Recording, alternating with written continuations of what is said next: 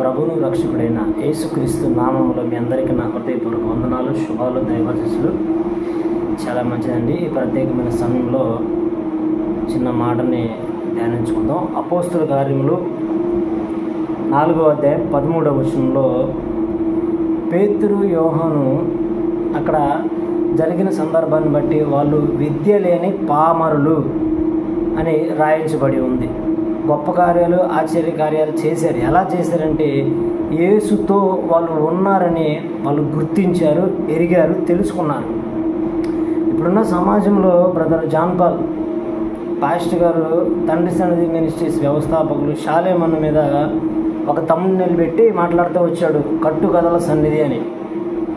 అన్న కట్టుకథలు చెప్తాడు, బుర్ర కథలు చెప్తాడు, వాక్యానుసారంగా మాట్లాడు, అసలు వాక్యమే చెప్పడని అన్నకి ఇష్టం వచ్చినట్టు మాట్లాడుతున్నాడు.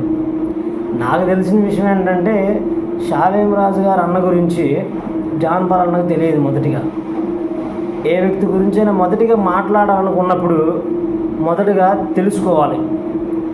సదరు దైవజనుడి గురించి కొంత అవగాహన చేసుకొని మాట్లాడాలి.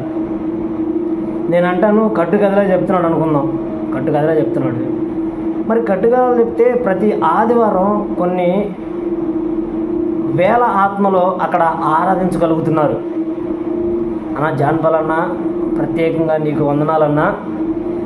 మీరు దైవజనుల్ని తెలియకుండా ఎలా పడితే అలా మాట్లాడకూడదన్నా, చాలా తప్పది. నీకు ప్రేమతో నేను తెలియజేస్తున్నానన్నా. షాలేమన్న తండ్రి సన్నిధి మినిస్ట్రీస్ వ్యవస్థాపకులు, మాకు బాగా తెలుసు దేవుని కృపను బట్టి. అన్న పరిచర్య ఏంటి, అన్న భారం ఏంటి మాకు తెలుసు. అన్న దేవుని యొక్క సేవ కోసం మాత్రమే జీవిస్తున్న గొప్ప దైవజనుడు. ఇప్పుడు కట్టుకథలు చెప్తున్నాడని నువ్వు మాట్లాడుకుంటూ వచ్చావు. కట్టుకథలు చెప్తే అంతమంది ఆత్మలు అక్కడ ఎలా రక్షించబడతారు? ఒకవేళ కట్టుకథలే చెప్తే అన్ని సంఘాలు ఎలా కట్టగలుగుతాడు? ఒకవేళ కట్టుకథలే చెప్తే అంతమంది సేవకులను ఎలా సిద్ధపాటు చేస్తాడు? ఒక్కసారి ఆలోచించావన్నా? మరి నీకు సంఘం ఉందో లేదో నాకైతే తెలియదు, కానీ దేవుని కృపను బట్టి నేను చెప్తున్నాను. షాలేమన్న ఏంటో, అన్న ఆత్మ భారం ఏంటో, అన్న సేవ అనుభవాలు ఏంటో మాకు తెలుసు. దయచేసి ఎవ్వరూ నమ్మొద్దు. జాన్ పాల్ అన్న మాట్లాడుతున్న మాటలను ఎవ్వరూ నమ్మొద్దు. ఎందుకంటారేమో, షాలేమన్న నమ్మకమైన దైవజనుడు, నమ్మకమైన దేవుని సేవ చేస్తున్న ఒక ప్రవక్త.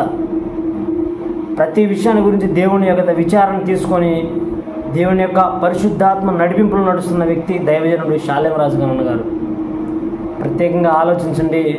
రేపు మనం చనిపోయినాక పరలోకం వెళ్ళినప్పుడు జాన్ పాల్ అన్న, యేసు ప్రభు పరలోకంలో, అయ్యా నువ్వు ఎంత చదువుకున్నావు, ఇంటర్మీడియట్ ఎన్నిసార్లు చదివావు, డిగ్రీ ఎన్నిసార్లు చదివావు, పీజీ ఎన్నిసార్లు చదివావు, రాయా నీకు బహుమానం ఇస్తాను రా తీసుకో అని పిలవడం.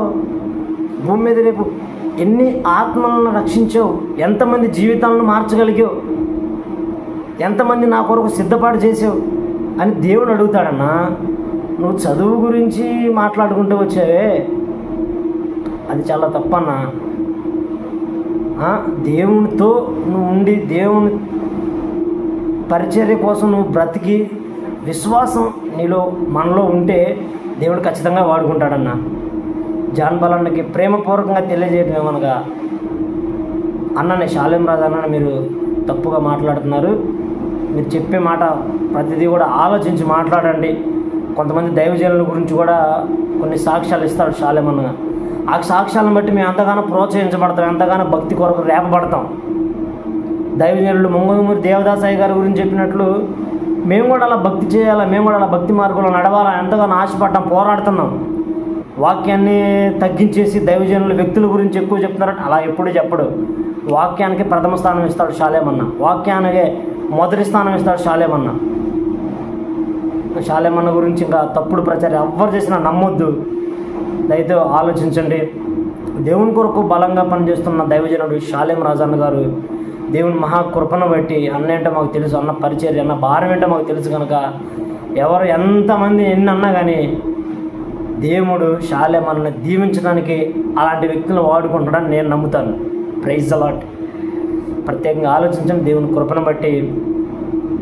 ఇతర దైవజనులు మాట్లాడుతున్న మాటలను బట్టి దేనికి బాధపడద్దు, దేనికి కృంగుబాటు చెందొద్దు. మనకు దేవుడు నమ్మకమైన దాసుని ఇచ్చాడు. చాలా మన గురించి ప్రార్థన చేద్దాం. ఇలా జాన్ పాల్ అన్న వాళ్ళ కోసం కూడా ప్రార్థన చేద్దాం, అన్న వాళ్ళ కోసం కూడా ప్రార్థన చేద్దాం. వాళ్ళు కూడా మారు మనసు పొందుతారు. అన్ని విషయాలు వాళ్ళు కూడా దేవుడు నమ్మకంగా వాడబడతారు. రేపు పరలోకం వెళ్ళినప్పుడు ఎన్ని ఆత్మలను రక్షించామని దేవుని అడుగుతాడు. నువ్వు ఎంత చదువుకున్నావు, ఎన్ని డిగ్రీలు చేసావు, ఎన్ని పీజీలు చేసావని దేవుని అడగడు. ఎన్ని ఆత్మలను రక్షించావు, ఎంతమంది సేవకులను సిద్ధపాటు చేసావు, ఎన్ని సంఘాలు కట్టగలిగావు, ఎంత నా కొరకు పరిచయం చేయగలిగావని ఆ ఒక్క ప్రశ్న మాత్రమే అడుగుతాడు జాన్ పాల్ అన్న. జాగ్రత్త, ప్రేమపూర్వకంగా మీకు తెలియజేస్తున్నాను. ఈ మాటలు నువ్వు విని గ్రహిస్తామని మనస్ఫూర్తిగా కోరుకుంటూ ఈ మాటలు ముగిస్తున్నాను. God bless you.